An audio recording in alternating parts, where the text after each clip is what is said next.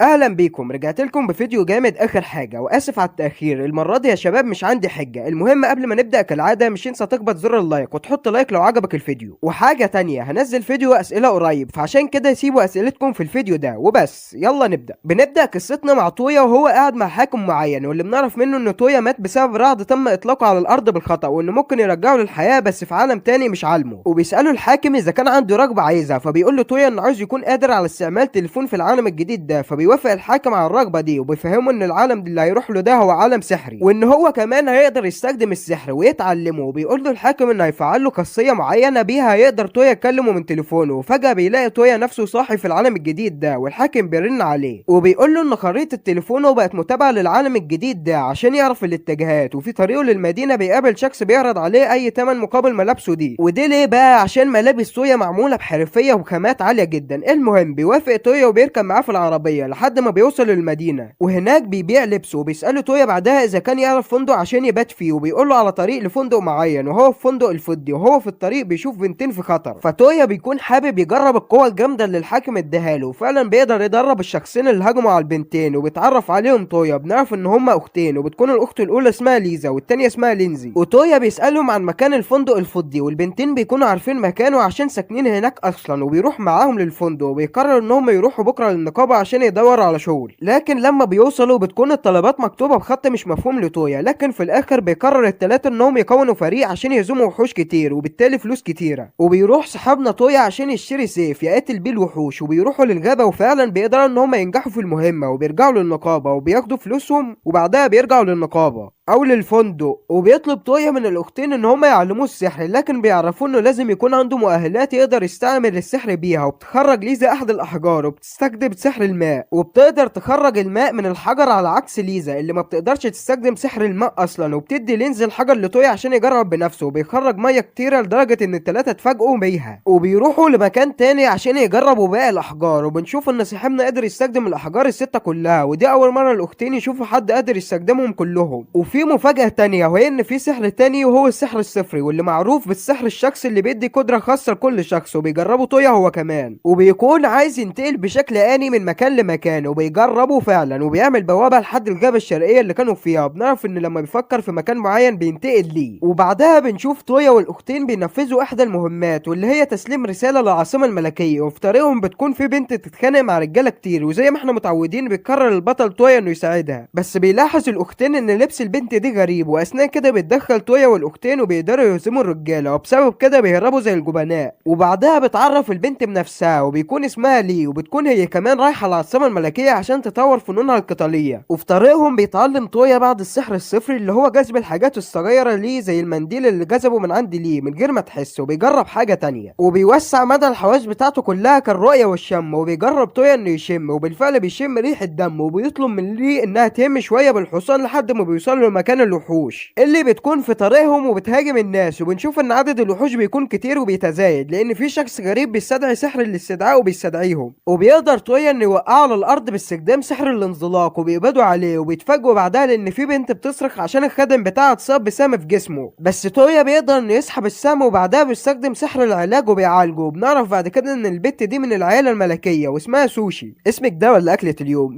المهم بيطلب منهم حراسة انهم يبقوا معاهم على طول الطريق لحد ما يوصلوا للعاصمة الملكية عشان مش يتأذى. وبيوافق تويا، وبيوصلوا بالفعل للمدينة، وبيدخلوا القصر، وبيتم الترحيب بيهم من قبل صاحب الجلالة الملك ألفريد. وبيقعد الملك مع تويا، وبتوصل سوشي اللي كانت مع امها ايرين. ونعرف ان ام سوشي عمياء، بالرغم من استخدامها سحر الشفاء ما قدروش يعالجوها، وانه فقط ابوها اللي كان قادر على كده، لانه كان بيستخدم السحر الصفري بس مات. وهم دلوقتي بيدوروا على شخص يقدر يستخدم نفس السحر بتاعها. نعم عزيزي المشاهد، تويا بيقدر يستخدم السحر الصفري، وعشان كده بيصعد تويا لغرفة ايرين وبيطبق السحر الصفري، وفعلا بتتعالج ايرين. وبكده بنعرف ان تويا قادر على استخدام اي سحر صفري مهما كان نادر. وبقابل انقاذ بنته وزوجته، بيقدم الملك ألفريد 40 قطعة بلاتينية كهدية لتويا وجماعته، وكمان ميداليات ملكية اللي بتخليهم يخشوا اي مكان في المملكة بدون تأشيرة او تفتيش. وبعد كل ده بتقرر ليه انها ترجع مع تويا والاختين، وبيكونوا فريق هما الاربعة مع بعض، وبيبدأوا بتنفيذ المهمات الخاصة نقابة العاصمة الملكية، وبنشوف تويا وهو بيطور السحر بتاعه وبيوطد علاقته مع جماعته اللي بيحسوا بالملك جدا، وبيقرر ان هما يبحثوا على كنز ملكي. ولكن لما بيستخدم تويا سحر البحث ما بيلاقيش اي كنز قريب، وبيستخدموه بعدها للبحث عن حاجة قديمة تانية، وفعلا بيلاقي تحفة قريبة وبينطلقوا في اتجاهها لحد ما بيوصلوا ليها، لكن بتكون تحت الانقاض، فبتضطر ليزا انها تستخدم سحر الانفجار، وبيظهر باب بيدخلوا منه لحد ما بيوصلوا لحيطة مكتوبة بلغة قديمة، وبيلاحظوا انه في حجر مختوم بتعويذ الدفن، فبيفعل تويا السحر عشان يلغي ختم التعويذة، وبينفتح بعدها باب سري لحد ما بيوصلوا للتحفة الأثرية اللي بتكون بتتحرك. وبنشوف ان الضوء اللي صنعته ليزا بيبدأ يقل، وبنشوف ان المبنى كمان بدأ في الانهيار، وبيصنع تويا بوابة سحرية وبيهربوا كلهم، ولكن بيخرج من المبنى وحش سحري قوي جدا وبيهجم على تويا وبيمتص السحر، فبيستحمل تويا سحر الانزلاق، وفي نفس الوقت بترمي ليزا كرة جليدية عليه، لكن بنشوف ان الوحش بيقدر يجدد نفسه وبيطعن لينز في جسمها، بس بيقدر تويا في ثواني انه يعالجها بسحر الشفاء. وبتيجي لصاحبنا فكرة وبيقولها للينزي، والخطة بتكون انه يستخدم سحر الجذب ويظهر الجوهر الوحش ويرميه كمان، واللي بتدمر اللينز بقبضتها، وبيتحول بعدها الوحش لغبار. وبيقرر الفريق انهم يقولوا للملك باللي حصل عشان كل ده كان في العاصمة الملكية، وبيقول له تويا فعلا، وكمان بيكون صور المكان وهيبقى يديله الصور بعدين، لكن فجأة بيقول للملك ان اخوه اتسمم وانه محتاج مساعدته. وبنعرف ان اخ الملك اتسمم من طرف النبلاء المعارضين للتبادل التجاري مع مملكة معينة كده، واللي بيحكمها شبيه انسان، واخوه كان عايز يتحالف مع المملكة دي. وبيطلب الفريد من تويا انه يشيل السم من جسم اخوه باستخدام السحر الصفري بتاع الشفاء، وفعلا بيوصل الفريد مع تويا للقصر، وبيبدأ تويا في معالجته وبيستخدم السحر الصفري وبيقدر يعالجه بكل سهولة. وبيتعرف تويا على قائد ليون والساحرة الرسمية للعائلة الملكية شارلوت، اللي بتكون متفاجئة من استعمال تويا للنوع ده من السحر. بس لسه في حاجة تانية، احنا لسه ما نعرفش مين اللي سمم الملك. احنا بنعرف ان الملك فقد وعيه بعد شرب العصير على طول، والعصير ده كان من السفير لمملكة مسميدي، وبالصدفة بيكون تويا يعرفها لانه ساعدها في احدى الايام، وبيطلب تويا انه يروح للغرفة اللي اتسمم فيها الملك، وفعلا بيروح هناك وبيستخدم سحر البحث بس المرة دي عن السم، وبيفهم تويا اللي حصل بالظبط، وبيطلب من ليون انه يكلم الملك وعيلته. لما بيوصل الكل بيقول ليهم على اللي حصل، ولما بيوصل الكل بيقول ان في واحد من الحاضرين دول هو اللي سمم الملك. وبيجيب تويا ازازة عصير غير مسممة وبيدي ليون كوباية عشان يشرب، وبيشرب ليون ومش بيحصل له اي حاجة عشان العصير ده غير مسمم. وبيملي تويا كوباية تانية بس الكوباية دي بتكون خاصة بالملك، وبيدي لبلاسة عشان يشرب لكنه بيرفض، وبيجبره القائد ليون على شربه. وبعد ما بيشرب العصير بيفتكر بلاسة انه اتسمم، لكن بيكون تويا شال السم اصلا من كاس الملك، وبتكون التهمة كده ثبتت على الحزين بلاسة يا عيني. وبنلاحظ ان بنت الملك يومينا معجبة جدا بتويا، وبتنتهز الفرصة لما بيكون الكل جالس، وبتقوم يومينا وبتطلب من ابوها ان تويا يكون هو الزوج بتاعها. والله يا يومينا الوضع بيكون مش بالسهولة ده اصلا. المهم بيوافق ابوها، وتويا بيكون لسه بيستوعب اللي حصل، وبيقول له ان عمره 16 سنة وان العمر السماح للزواج في البلدة بتاعته هو 18 سنة. وبيقرر الملك انه هيستنى سنتين عشان يتعرفوا على بعض اكتر، وبيروح بعدها تويا عشان يرتاح، وبيوصل له اتصال من الحاكم اللي بيهنيه على الزواج، وبترجع يومينا مع تويا للفندق الفضي، وبنعرف انها هتعيش معاهم من دلوقتي وهتشترك في النقابة عشان تبقى مع تويا على طول وتعرف تقرب منه. ومع مرور الوقت وفي احدى المهمات بنعرف ان يومينا قادرة على استخدام سحر الاستدعاء، وكمان بنعرف انها رميت سهام جامدة، وبسبب كده بيقدروا يخلصوا المهمة بسرعة. وبعد انتهاء المهمة بتتعلم يومينا تويا سحر الاستدعاء، وبيقدر تويا انه يستدعي الوميض الابيض، وهو اعلى طبقة من الوحوش اللي ممكن للانسان انه يستدعيها، وعشان يكون تحت خدمته لازم يعمل معاه ميثاق، والميثاق بيعتمد على مدى قوة تويا، وبيطلب منه الوحش انه يلمسه ويمرر قوته السحرية من خلاله، وبيحط تويا ايده عليه ويصدم ان قوته عالية جدا لدرجة ان الوحش اتشنج. المهم ان بيصبح الوميض الابيض تحت خدمة تويا، وعشان يكتمل الميثاق لازم تويا يمنحه اسمه، وفعلا بيسميه تويا كوهاكو، وبيكون بمعنى النمر الابيض، وبيطلب كوهاكو منه انه يبقى على طول جنبه عشان يخدمه، بس تويا بيقول له مش ينفع نمر ابيض هيبقى يمشي جنبي الناس هتخاف مني، فعشان كده بيتحول كوهاكو لنمر ابيض صغير. ودي اللي هي اعزائي المشاهدين عشان مش يلفت الانظار بهيبته المخيفة، والكل بيكون عاجبه شكله الجديد اللطيف، وهو بيكون برضه حابب كده. المهم بينطلق الفريق في مهمة جديدة واللي هتكون في قلعة الوحوش اللزجة، ويوصل القلعة وبيتعرضوا للهجوم من الوحوش الخضراء اللزجة، لكنهم بيصعدوا بسرعة للطابق الثاني، لكن بيكون هناك وحش بيعمل مادة، والمادة دي بتخلي البنات تقع من على السلم، اما تويا بينقذوا كوهاكو، وتويا بينقذ جماعته كلها، وللاسف مش بيلاقوا حاجة مفيدة في القلعة، فبيضطر تويا انه يحرق المكان كله، وبيرجع صاحبنا للمدينة هو وكوهاكو، وبيشوفوا ليه مع بنت صغيرة ضايعة، وبيعرف كوهاكو اسمها، وبيبحث تويا على طول عن عائلتها باستخدام السحر، لكن ما بيلاقيش اي حاجة، وبيقرر انه يستخدم التليفون عشان يبحث عن عائلتها، لكن مش بيستخدمه لوحده، بيستخدمه مع السحر عشان يعرف بطريقة أوسع. وفعلا الخطة بتنجح وبنلاقي أم البنت تضيع، وبكده بيكون تويا قادر إنه يلاقي أي حد، فبتسأل ليه تويا عن مكان أخوها وبتبدأ تذكر له منزلها ومواصفات أخوها برضه. وفعلا بيعرف تويا مكان أخوها. لما بيكون تويا في بيته بتيجي عنده ليزا وبتطلب منه إنه يتدرب معاها على السحر، وفعلا بيوافق وبيتدرب لحد ما بتفقد ليزا طاقتها كلها. وبيوصلها تويا لغرفتها وبيقول لها إن هما هيكملوا بكرة، بس هي بتتعب تاني، لكن تويا بيشجعها وبيحاول يعلمها أسرار قوتها وتخصصها واللي هي الفقاعة القنبلة. وفعلا بتقدر تستخدم ليزا التعويذة. وبعدها بيروحوا مع أختها لينزي إلى العاصمة الملكية عشان يجيبوا قفاز جديد لأن القديم اتكسر خلال إحدى المهمات. وفي الطريق بتعجب لينزي بإحدى الفساتين وبيقرر تويا إنه يشتري ليها كهدية. ولما بيرجعوا الفندق الكل بيعجبوا الفستان عليها وبتقول لهم إن تويا هو اللي اشتراه ليها. وطبعا كلهم بيطمعوا وبيطلبوا من تويا إنهم عايزين هدايا كذلك. وبتوصل رسالة ليومينا ومضمونها إنها تجيب تويا وتروح للقصر الملكي عشان يديهم مكافأة. وبنعرف فيما بعد إنه لما راح لعند الملك ادى ليه قصر هدية، ولأن القصر كبير جدا بيعرض على جماعته إنهم يسكنوا فيه هم الكل. وطبعا الكل بيوافق وبنتعرف على موظفتين الفيلا اللي بيكونوا بعتهم الملك، وهم مسؤولين عن القصر وايضا مسؤولين عن الامان. وكمان إيلايم رئيس الخدم. وبيجي الملك ألفريد مع بنته سوشي لزيارة تويا في قصره الجديد، وبيطلب منه انه يسافر لميس ميدي عشان يقدر يستخدم بعدها سحر التنقل عشان يكون الملك في امان بدون خطر. وعلشان يقدر يستخدم سحر التنقل لمكان ما لازم يكون روحه قبل كده. وبينطلق تويا وجماعته الى لميس ميدي. وطبعا المواقف الكوميدية لا تخلو من اي انمي. المهم اثناء ما هم كانوا مع بعض بيحسوا ان في قطاع طرق جايين عليهم، وهنا بيتدخل تويا اللي بيستخدم طريقة جديدة في السحر، وهي انه بيحدد مكانهم بالتليفون وبيطلق سحر كاسح للحركة عبر التليفون وبيقضي عليهم بسهولة. وبيكملوا بعدها طريقهم وبيوصلوا للغابة وبيعرفوا ان في تنين هجم على ناس قريبة من هنا، وبيهجم عليه تويا بسحر البرق لكنه بيتفاداها. وبيفضل التنين يلاحق تويا اللي بيكون راكب كوهاكو هو لينزا لحد ما بيوصلوا لمكان خالي من الناس. وبيستخدم تويا سحر المضاعفة وكذلك سحر البرق، وبيوقع الوحش على الارض لكن بيفضل يخرج نار من بقه. وبتهجم عليه جماعة تويا بس مش بيتأثر، وبيترمى عليه سهم من مكان غير معروف. بس صاحبنا تويا بيستغل الفرصة وبيستخدم سحر الانزلاق على التنين وبيقع وبتصنع ليزا الجليد حواليه. وبيستخدم تويا سحر التشكيل مع المضاعفات وبيقضي على الوحش اخيرا. وبيظهر تنين تاني وشكله بيكون قوي جدا. بنستكمل قصتنا لما بيظهر تنين تاني، والمفاجأة ان بيكون مش خطير خالص، انما هو ظهر عشان يعتذر لتويا على اللي عمله التنين اللي قبله. وكمان بنعرف ان هو التنين الاحمر المقدس واللي بيكون بيحكم مملكة مقدسة مخيفة في احدى العوالم. وبيرجع الفريق للقرية عشان يطفوا النيران ويساعدوا الناس اللي محتاجة مساعدة، وبسبب كده بيموتوا من التعب فبيسيبهم تويا عشان يرتاحوا شوية. ولما بيصحوا بيقرروا ان هم يكملوا طريقهم للعاصمة الملكية ميس ميدي. وبيدي شيخ القرية احد انياب التنين لتويا كهدية شكر ليه، وكذلك السهم اللي قتل التنين. وبيستغرب تويا وبيتسأل عن صاحب السهم ده، وبيسأل تويا كوهاكو هل احنا بس اللي كنا بنقاتل. وكوهاكو بيقول له لا، ان هو حس بشخصين اثناء القتال، بمعنى تاني ان كان في شخص بيساعدهم بس من ورا الستارة. وبتوصل الفرقة للعاصمة الملكية، وبعد ما بيعرف ملك ميس ميدي ان اللي قتل التنين هو تويا وفرقته، بيطلب من تويا مبارزة ودية مع اقوى شخص في مدينته اللي هو نفسه يعني. وبتنتهي المبارزة اما بجرح بليغ او ان حد يعلن استسلامه، وكذلك يسمح باستخدام السحر. وبتبدأ المعركة وبيستخدم تويا سحر الانزلاق وبيقع الملك على الارض، وبيكون بسبب سحر الانزلاق وتويا بيوجه سيفه عليه، وبسبب كده بيفوز تويا في النزال. بس الملك بيرفض الهزيمة وبيبقى عايز يعيد المعركة بس من غير سحر الانزلاق. وبالفعل بيتعاركوا تاني وبيستخدم الملك السحر الصفري، وصاحبنا بيستخدم نفس السحر، وبتكون المعركة على صفيح ساخن وتويا بيكون زيف عشان كده بيقرر ينهي النزال. وبالفعل بينهي النزال وبيفوز. وبالليل بتكون في حفلة من تخطيط الملك عشان فرقة تويا يجوا بأمان، وبنشوف صاحبنا بيصور كل حاجة وبيطبع اللي صوره في ورقة كتذكار ليهم. وبعدها بيشوف تويا دبدوب صغير، وتويا بيتبعوا لحد ما بيوصلوا لغرفة لين واللي بتكون من كبار شعوب الجنيات. اما الدبدوب فمجرد دمية عادية صنعتها لين باستخدام سحرها، عشان كده هو بيتبع اوامرها. والسحر اللي عملته فيه ده هو بيكون زي سحر التحكم كده. وبيجربوا تويا وبيستخدم سحر التحكم على كرسي وفعلا بينجح، ولين بتتفاجئ بمهارته العالية وقدرته على التعلم. وفي الصباح بيسحب تويا وفرقته عشان يتسوقوا شوية، وبيقرر صاحبنا يصنع سلاح من نبي التنين وبيعمله باستخدام سحر التحكم اللي هو اتعلمه. وفعلا بيقدر يصنع مسدس، وبيصنع كذلك مسدسات لفرقته اللي بيكونوا مبهورين بيها جدا وبقوتها. وبعدها بيعمل سحر تاني ويحول المسدس لنمطين، نمط المسدس ونمط السيف، وبيسمي السلاح افتراس الظلام. وبعدها بيرجع الثلاثة للعاصمة الملكية وبيكونوا جعانين وعايزين يروحوا احد المطاعم، لكن كوهاكو بيقول لتويا ان في شخصين قريبين وبيراقبوهم وبيقدر يحدد مكانهم، وبيستخدم تويا سحر السرعة وبيوصل ليهم لكنهم بيهربوا بسرعة. بس تويا بيقدر يتبعهم بالتليفون وبيضربهم برصاص مطاطي وبيقبض عليهم، وفي الاخر بيكونوا لبيس وسيسلي واللي بيكونوا جاسوستين بعتهم الملك ودورهم هو حماية يومينا. وبنعرف ان السهم اللي اترمى على التنين كان بتاع سيسلي، وبيطلبوا من تويا انه يترك القمر سر، وبيوافق صاحبنا وبيرجع للمطعم اللي فيه لينزي ويومينا. وبعدها في الصباح بيصنع بوابة عشان يمر منها الملك، وفعلا بيقابل ملك مسميدي. وبنشوف بعدها ان تويا والبنات رجعوا لقصرهم عن طريق البوابة اللي صنعها تويا، اللي بيروح ينام مباشرة بعد الاكشن اللي حصل في الاحداث اللي فاتت. ولما بيصحى بيفضل يتدرب على السحر عشان بيكون عايز يصنع دراجات هوائية، لحد ما بيزوروا الملك ألفريد وبيشكروا على مجهوداته. وبيصنع تويا العجلة وبيركبها ألفريد، وكمان بيصنع عجل لباقي البنات اللي بنلاحظ انهم عايزين يتعلموا سواقة العجل بشدة، ما تعرفش ليه والله. المهم بيطلب ألفريد من تويا انه يصنع دراجات اكتر، وبيروح تويا للمدينة عشان يشتري موارد. وفي طريقه بيشوف راجلين بيهددوا بنت صغيرة بالسكين، فبيتدخل تويا وبيضربهم برصاص مطاطي. وبتكون البنت جعانة وبيعرض عليها انه يشتري لها حاجة تاكلها، وبتعرف البنت بنفسها وبيكون اسمها رينيه، واللي للاسف عيلتها ماتوا. فبيقرر تويا انه يشغلها معاه في بيته كموظفة، وبترجع معاه للقصر وبيعرفها لايم اساسيات الشغل بتاعهم. وبعدها بيروح تويا ويومين في زيارة لميس ميدي، ولما بيرجعوا بيلاقوا لين وشارلوت في انتظاره عشان تسأله بخصوص الوحش البلوري اللي هزمه قبل كده. وبنعرف انها قابلت واحد في مدينتها بس ما قدرتش تهزمه، وشكت ان الوحوش دي شياطين، بس شياطين بجسد شفاف اسمها فريز. وبتطلب منه انه يستخدم بوابته عشان يوصل لها لمكان معين، لكن زي ما احنا عارفين لازم صاحبنا تويا يروح المكان ده عشان يقدر يصنع بوابة ليها. بس بتعرفه لين ان في سحر اسمه سحر الاستذكار بيقدر من خلاله انه يقرأ افكار الاخرين، وبكده يتصور المكان في خياله كأنه راح له بالظبط. وبتطلب منه انه يفتح بوابة ليها الى اقصى شرق المدينة ايشين، وبيكون عن طريق دمج السحرين، ولان ليه من ايشين بيستخدم عليها سحر الاستذكار. وبتشرح لهم لين الطريقة، وبينجح تويا في التعرف على المدينة وبيصنع البوابة وبيمر منها هو والبنات. وبيكون الهدف من زيارة المدينة دي هو ايجاد اثار نادرة في مكان معين اسمه نيرويا. وبتقول لهم ليه انه ممكن ابوها يكون عارف مكانها، وبيقرروا انهم يروحوا عنده وبيوصلوا للبيت ليه، وبيقابلوا ام ليه اللي بترحب بيهم جدا. وبتسألها ليه اذا كان ابوها في البيت، لكنها بتقولها انه في ارض المعركة وبيحارب سكان التاكيدا وهو واخوها. وبيقرر تويا وفريقه انه ينضم لجانبهم، وبيروح تويا في الاول لارض المعركة لوحده، وبيقابل اخ ليه واللي اسمه بوتارو، وبيقول تويا انه جاي عشان يساعدهم. وبيعمل بوابة وبيخرج منها ليه وباقي البنات، وبيستخدم تويا سحر الشفاء مع المضاعفة عشان يعالج جميع المصابين. وبنعرف ان محاربي التاكيدا ما بيموتوش الا لو اتدمرت اقنعتهم، والاقنعة دي هي اللي مش بتخليهم يموتوا. وبيقرر تويا انه يقضي عليهم بس هما بيكونوا كتار جدا، وبيستخدم صاحبنا سحر المضاعفة مع البرق وبيهجم عليهم كلهم وبيقضي عليهم في ثانية بسهولة كأنهم نمل بالنسبة له. المهم بعدها بنروح لتويا وهو بيتكلم مع رئيس العشيرة اللي بيعرفهم ان سيد التاكيدا مات، وان دلوقتي خبير التخطيط الظلامي اللي اسمه يامي هو اللي بيقود جيش الموتى، والجيش ده اللي قضى عليه تويا، بس اكيد في منه كتير لسه عايش. وبيقول لهم تويا ان الامور كلها هتتحل لو قبضوا على يامي، بس هم مش عارفين مكانه فين لحد دلوقتي، لحد ما بتظهر فجأة بنت اسمها تسوباكي وبتكون عارفة مكانه، وبيكون مكانه في قلب معسكر التاكيدا. فبيستخدم تويا سحر الاستذكار مع تسوباكي عشان يقدر ينتقل للقلعة اللي فيها يامي. وبعدها بيستنوا لحد بالليل، وبتستخدم لين سحر الاختفاء عشان يتسللوا بسهولة، وبيصنع تويا البوابة، لكن بيكون يامي صنع حاجز عشان محدش يمر خلال اي بوابة سحرية. وبيقرروا انهم يروحوا على رجلهم لحد ما بيوصلوا لعند شايف في السجن، وبينقذوه هو ورجالته، وبيكملوا طريقهم للقبض على يامي. وفعلا بيوصلوا لعنده، وبيكون يامي عنده قوة الحجر البلوري، بس ده تويا يا اسطى. وفعلا بيستخدم تويا سحر الاختلاس وبيسرق الحجر من عينه وبيكسره بمسدسه علشان يموت يامي. وفي الاخر بتنتهي الحرب، وبيعرفهم الشاب ان اثار نيرويا مدفونة في البحر بس ما يعرفش مكانها فين بالظبط. وبيشكروا تويا على مساعدته دي، وبيروح تويا هو والبنات عن طريق سحر الانتقال للبحر عشان يستخرجوا الاثار. وبيدور تويا في التليفون، لكن البنات بتطلب من تويا انهم يستمتعوا بالبحر الاول وبعدها يكملوا المهمة. وبيرجعوا عبر البوابة للمدينة عشان يجيبوا زي السباحة، بس عشان احنا قناة صديقة للأسرة نتخطى الحتة دي تمام.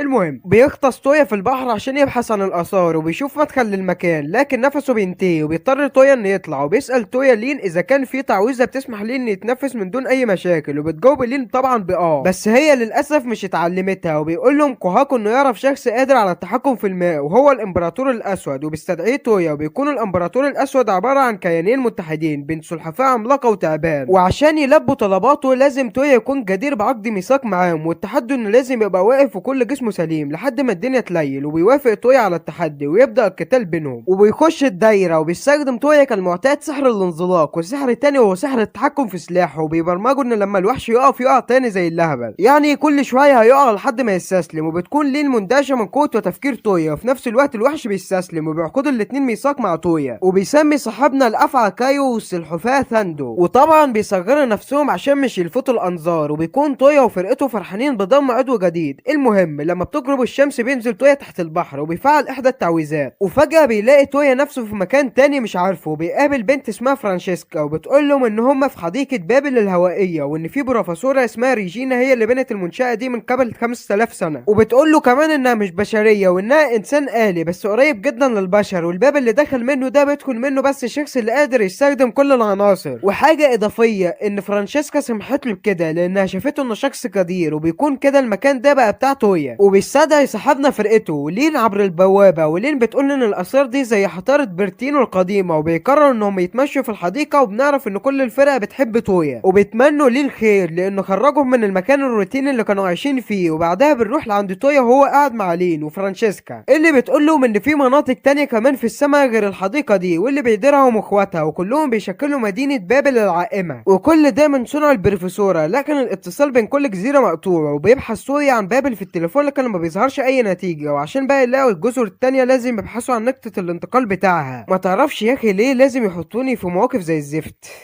اللي شاف الانمي هو اللي هيفهم المعاناة دي والله. المهم بيرجع تويا هو والبنات لكسره، وبترجع معاهم فرانشيسكا هي كمان عشان تكون موظفة لتويا باعتباره سيد لحديقة بابل. وبيصعد بعتها تويا لأوضته وبيفتكر اللي حصل مع فرقته، وفي نفس الوقت يومين بتطرق عليه الباب وبتدخل بعدها، وبتكون يومين غضبانة عشان في بنتين قابلهم وهي غضبانة عشان كده. وطبعا صاحبنا تويا من فض ولا على باله. وبعدها بتسأله يومين عن شعوره تجاه فرقته، فبيقول لها ان فرقته فريدة من نوعه وانه بيحب كل فرد فيها. وفجأة بتظهر ليزا، وبنعرف ان لين استخدمت عليها سحر الاختفاء، وبتسمع ليزا كل اللي حصل وبتكون فرحانه جدا. وبيودعهم بعدها تويا وبيروح ينام، ولما بيصحى بيلاقي لينزي قصاده وبتطلب منه انه ينزل معاها. ولما بينزل بيلاقي ليه هي كمان، وبيسالوه اذا كان بيحب لينزي ولا لا، وبيقول لهم انه بيحبها بس زي الاخوات بس. فبيطلب الاتنين انهم يقاتلوا تويا، ولو فازوا بالنزال هيطلبوا منه طلب واحد بس. وتويا مش بيكون عارف سبب قتالهم اساسا لكن بيشوفهم متحمسين فبيوافق، وبيبدا القتال بينهم وبين تويا بهجومهم على صاحبنا اللي بيحاول المسدس لسيف عشان يتجنب هجوم ليه. وبيرمي ليزا على الارض وبيحول السيف لمسدس وبيرمي عليها، وبيظن خلاص كده فاز. لكن بتعترف ليزا وياه انه بيحبوه. وفجاه بيحس تويا ان ليه قطعت الجيب اللي كان فيه الرصاص، وبتهجم ليزا عليه وبتتمكن انها توقعه على الارض، وبسبب كده بيكونوا فازوا عليه. وطلبهم اكيد كلكم عارفينه من غير ما اقول، معروفه طبعا. وبعدها بتظهر يومين واللي بتكون خططت للفكره دي اصلا، وبيستنوا رد تويا بس بيطلب منهم تويا انه هيفكر في الامر عشان يرد عليهم كلهم. طبعا يس انت مش فاهم اي حاجه، انا هوضح لك. الخلاصه انهم الاربعه عايزين يتجوزوه. اظن ان احنا ننتقل للحته اللي بعديها. المهم بيروح تويا لحديقه بابل وبيقابل فرانشيسكا، وبتقول له ان البروفيسوره تركت له رساله، وبتخرج فرانشيسكا من ايديها سلك الكتروني وبيدخل تويا في تليفونه، وبتظهر له البروفيسوره على شكل مجسم، وبتقول له انها عندها اداه بتخليها تتوقع المستقبل من خلال الاحتمالات بس، وانها كمان كانت بتراقب مغامراته مع فرقته لكنها ما قدرتش تشوف معركته مع الفريز عشان ما توقعتش ظهورهم اصلا. وبتقول له تويا انه يكون حريص عشان مش يدمر الدنيا زي اللي حصل في الحضاره اللي قبلها واتنست. وبتقفل بعدها البروفيسوره، وبنشوف تويا هو بينتقل لبوابه لعند الحاكم وبيشرح له مشكلته مع البنات الاربعه، وبيتصل بعدها الحاكم بشخص قادر على مساعده تويا اللي بتكون حاكمه الحب، وبيحكي لها تويا قصته. فبتقول له انه لازم ينسى الاعراف اللي في عالمه القديم، وانه قادر انه يسعدهم بسهوله عن طريق انه يتجوزهم الاربعه. واخيرا بقى بيقرر تويا انه هيعمل ايه، وبيرجع للقصر بتاعه وبيطلب من قعاقه انه يستدعي الفتيات الاربعه، وبيقول لهم انه مش هيتجوزهم دلوقتي بس بيوعدهم انه هيتجوزهم لما يكبر ويكون قادر على تحمل المسؤوليه. وفعلا بتوافق البنات على ده، وبتكون لين وشيسكا بيتفرجوا على كل ده وهما بيضحكوا. وبكده يكون انمينا خلص لحد هنا. بس اهلا بيكم، عاملين ايه؟ رجعنا لكم بحكايه جامده من الاخر، وكالعاده مش تنسوا اللايك والاشتراك عشان يوصل لكم كل جديد. ويلا بنبدا قصتنا بجاي، واللي بيكون طالب كحيان لسه تامم 16 سنه، وبيكون ماشي على حاجتين طول حياته. الاولى وهي انه يقعد في هدوء بهدوء من غير دوشة ومحدش يضايقه، والتانية انه ينفذ القاعدة الاولى بكل سهولة ويسر، وبيروح بيته كده وبيكون معتمد على نفسه في كل حاجة، واكتر حاجة هو متميز فيها هي الطبخ، وبيكون قاعد كده بيحضر طبخة يابانية